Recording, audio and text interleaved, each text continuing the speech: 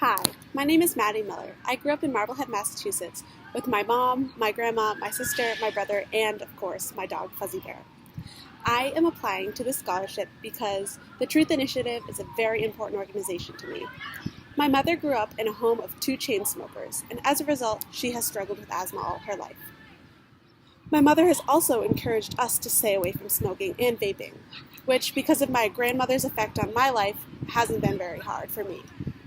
My grandmother helped raise me. She moved with us from upstate New York to Marblehead when I was very young after my father lost a battle with brain cancer. Mamam, as we call her, helped us rebuild our lives in Marblehead. She helped my single mother raise 3 kids by helping doing things like making dinners, helping with homework, and even walking us to and from school. One thing she did do behind our backs was hide her addictions, smoking and drinking.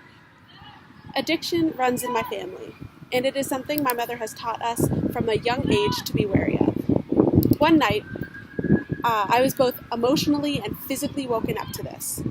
My mamam, for health reasons, had moved in from her apartment that was 3 minutes away to live with us in our downstairs room. It was cozy down there, but one night, a day before her birthday, she was hiding her addictions, and things took a turn for the worse. I heard a crash on the back deck. It was around 9:30 p.m., and I figured that the raccoons had gotten into the cans again, but something didn't feel right, so I went down to scope it out. And that was to find my grandmother, who was 5'2" and weighed 84 pounds, sprawled out on the back deck, covered in cuts, blood, and glass. She had fallen with her wine glass in her hand while she went out for a smoke. My heart raced as I saw her upset at herself and also in physical pain. I scooped up my 84-pound grandma and carefully carried her onto her bed on that floor. I got her to lay down and apply pressure with her towel to one of the wounds while I went for help. Just then, she grabbed my arm and she said, "Don't tell your mother," who was at a work dinner that night.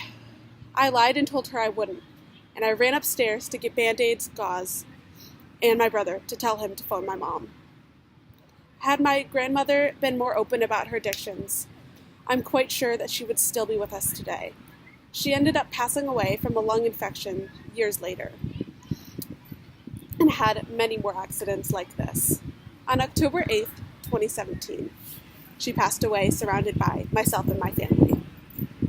I do not blame my grandmother for what happened.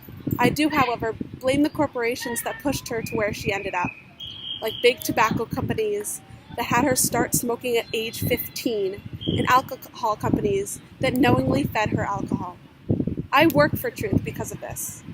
I'm a college truth leader and proud of that title. I want to be the generation that ends up making a difference when it comes to addictions like these. My story is just one of many that lost a loved one to an addictive habit that was not their fault. I make this video to apply for a scholarship in her name. Jan Donnelly Greer. I love you and I miss you. Thank you.